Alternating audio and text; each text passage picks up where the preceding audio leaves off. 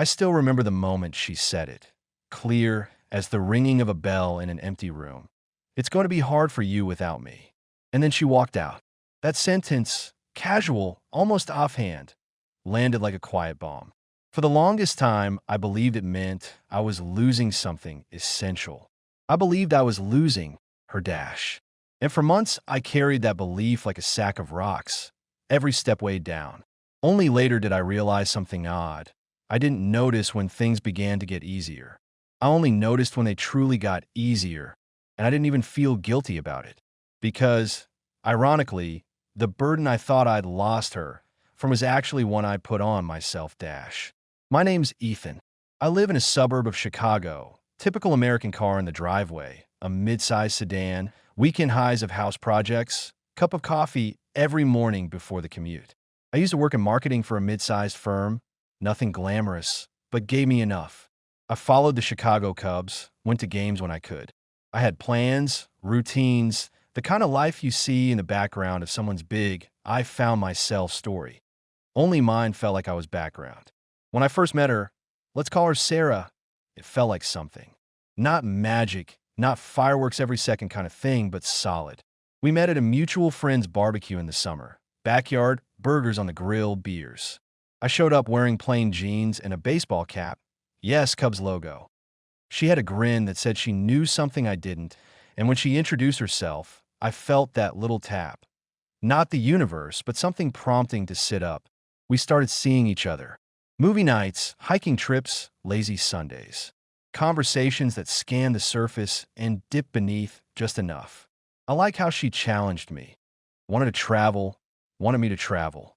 We planned a few trips, a weekend to Milwaukee, one to Michigan shoreline, and I thought, this is it.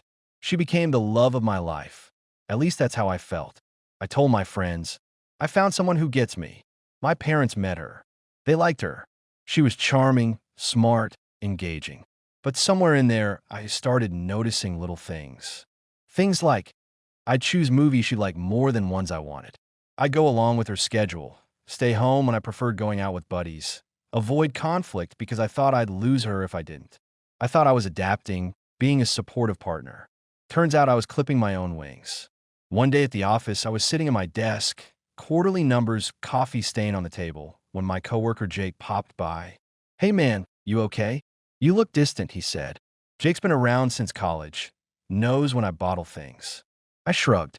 Just tired. Big project. He gave me a look. You've been saying you're going hiking this Saturday, but didn't seem excited when I asked. I paused. Yeah, maybe not the best timing. Jake didn't pry. He left, and I sat there thinking, that hike? It was something I'd wanted. She agreed, but later fished for a we'll see, and I ended up backing out. I realized I'd done it more than once. Suddenly, the weight of decisions I didn't make, because I was counting her needs first, felt heavy. But I still told myself, it's fine. I'm doing it for love. Then came the night that set it all in motion. We were at her apartment. Chicago suburbs, 2-bedroom, living room lit by the lamp, takeout boxes on a coffee table. One of those midweek evenings where you both know you should catch up because tomorrow you're busy. We'd had dinner, watched a movie I deserved more than I wanted. After it ended, there was a pause. She turned to me and said, Ethan, we need to talk. Her voice wasn't angry. It was flat. Bored? Not exactly bored. More resolved. Okay, I said, sitting up. What's on your mind? She took a breath. I feel like you're not you. You're always so accommodating. And it's sweet. But I also feel you're holding back something. I nodded. I want us to work. I'm trying to, make things smoother. She looked at me, and I saw something shift. I know, and I appreciate it. But I'm worried that you might end up resenting me. I don't want that. I frowned. Resent you? Why would I? Because you're giving up pieces of yourself for this. She leaned forward. I don't want to be the reason you stop being you. And if you keep doing that, it'll catch up. I paused. Okay. She let it hang. Then she said the words, it's going to be hard for you without me. She didn't say it in anger. She didn't say it in love. She said it as fact. Then she stood up, got her coat, walked over to the door. I watched her leave. I sat there for a long time. The room smelled like the takeout boxes, the fading movie credits on the TV, the faint hum of street traffic outside. Set. And I realized I felt something I didn't expect. Sadness, yes, but I also felt relief. I don't think I noticed it at the time. I noticed later, because at that moment, I just sat with the emptiness, trying to parse my own thoughts. The days after were weird. I didn't call her. She didn't call me. It's like we both silently agreed. This is done. I kept going to work, to the commute, to the house, same routine. The radio in the car, coffee in the morning. But every so often I'd catch myself doing something, checking my phone, expecting a text, or stopping at her favorite coffee shop, remembering I should ask her if she wanted the usual. The memory made me ache. One Thursday night, I called my friend Maria. We sat at a small bar near my place. I had a beer. She had a gin and tonic. I told her what happened. Wait, she left you saying you'd struggle without her? She asked, surprised. Yeah. And you're okay? I laughed, short, a bit bitter. I don't know what okay is anymore. Maria frowned. You're taking this weirdly well. I shrugged. Feels wrong, right? I should be a wreck. She studied me. Maybe you're just not used to being yourself. Her words hit something. Could be, I said. Fast forward a month. I kept living. At work, I tried to focus. At home, I dragged through evenings. I didn't date. Didn't want to, but I started talking to myself more. In the car, driving to work, I asked, "What do you want, Ethan?" That question surprised me. I realized I didn't know. I'd built my we so much I ignored the I. Then I made small choices. I said yes to the Friday night baseball game with Jake, even though I'd said no before.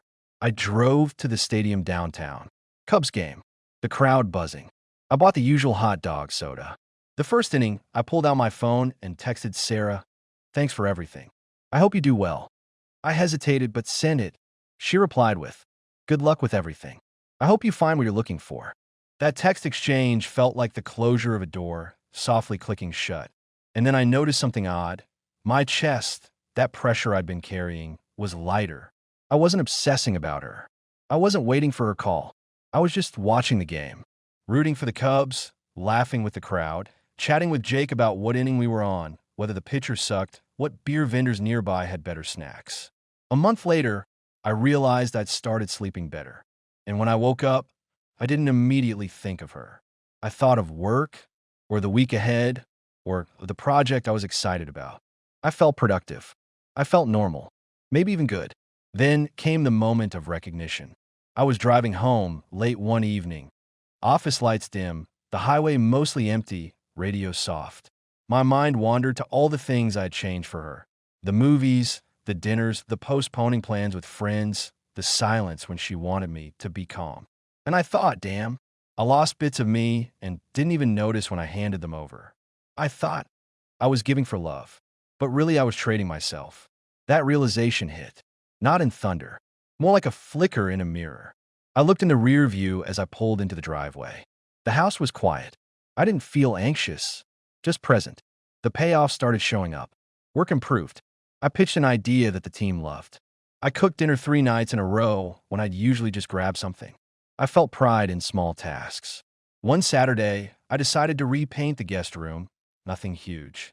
I found a blue I liked rather than the safer neutral she would have chosen. It felt good. And then I found someone. Not in the way of new love saves me. No, it happened naturally. At a community event, one of those local park cleanups I signed up for because I wanted to get off the couch. I crossed paths with someone named Laura. We chatted about the event, ended up going for coffee. I liked that I could say, "I want to paint my guest room this shade," and she nodded and asked why that shade. I told her. She laughed. We didn't plan forever. We just met, and I didn't feel I needed her to complete me. I just thought it could be good to have company. I saw how different it was. I didn't feel I'd changed for Laura. I was simply showing up as me. That was the shift. Let me rewind a bit, because the funny part is that during the stretch when I felt down, I told myself, once I lose her, I'll be nothing. She said it. I believed it. But the setup was backwards. What sucked wasn't losing her dash. What sucked was losing me. And the restoration happened when I let go of holding on because I feared being alone rather than being true to myself. Here's a conversation I want to remember. Maybe because it sums it up.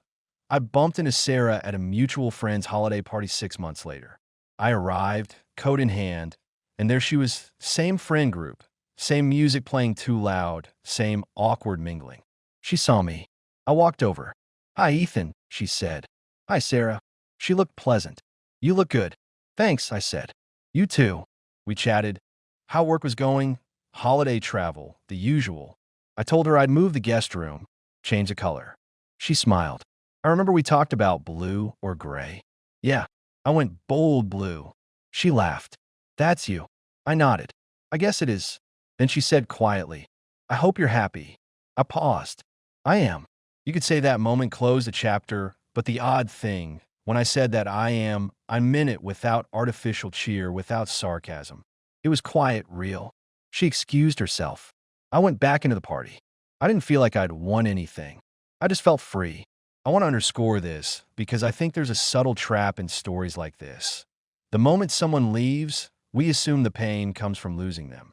But real growth, and ironically, relief, can come from giving up the version of ourselves we thought we needed to be to keep them. I hated that I lost little pieces of me, but I didn't realize I'd already started losing them. Before she left, I just lost them more slowly, and now I got them back. There was a dark week. It happened 3 months in. One Monday, I sat in my car after work, engine off, headlights illuminating the driveway. I stared at the house.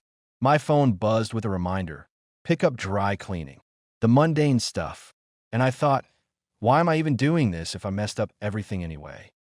I almost called her, but then I thought, what would I say? I had nothing real to say, not about how good I am at being me again. I wasn't fully there yet, but I was aware. I turned off the car and went in, made a plate of food, turned the TV on low. It was quiet. I didn't drown in regret. I didn't feel victorious. I just sat dash. And the fact that I could just sit felt like progress. Work changed too. My firm reorganized. A new manager, older guy named Bob, used to run big accounts. He gave me a lead on a campaign I'd never worked. Outdoor signage, mobile billboards.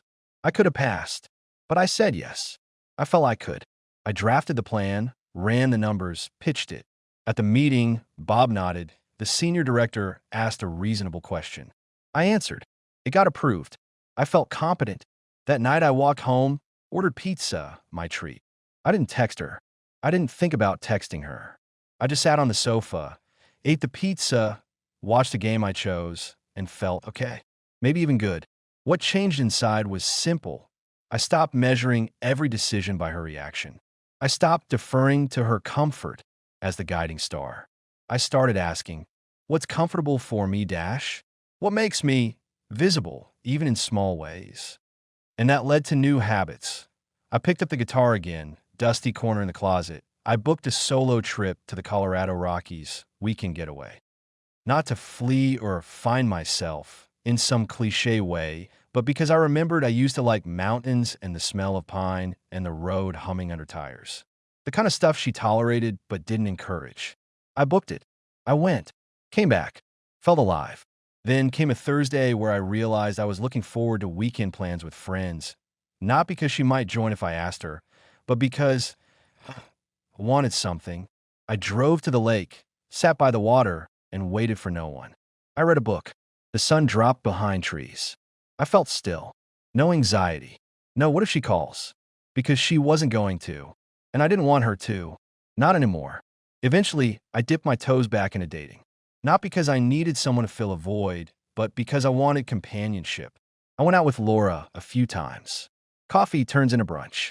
Brunch into a low-key movie night. We traded stories. She asked about the Cubs game. I told her things. She listened. I wasn't performing. I was just me. She liked that. I liked that.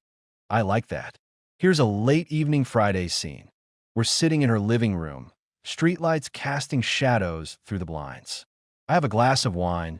She laughs at something I said. The conversation drifts. She mentions something about her job. High pressure, too many hours. I nod, sip. Then I say, I used to do that kind of thing too. She looks at me. Used to? Yeah. I changed. She smiles. You look different. I shrug. I feel different.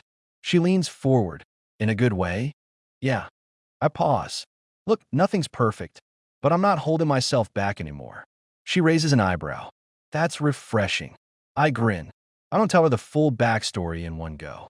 Not that she left me saying it'd be hard without her story. We let it come out gradually. I find I can speak it without weight, without the sadness sitting on my chest. Because I don't carry her absence. I carry my presence. And yes, part of me wishes things had gone differently. I wish I'd noticed earlier that I was shrinking myself. But I don't regret the outcome. Because the outcome is that I'm here. I'm clean from that burden. I gave up the version of me that existed for someone else and found the version of me that simply is Dash. And that makes a difference. I'll always remember her sentence. It's going to be hard for you without me. Weird how a statement meant to warn me of my own decline actually foreshadowed my rise.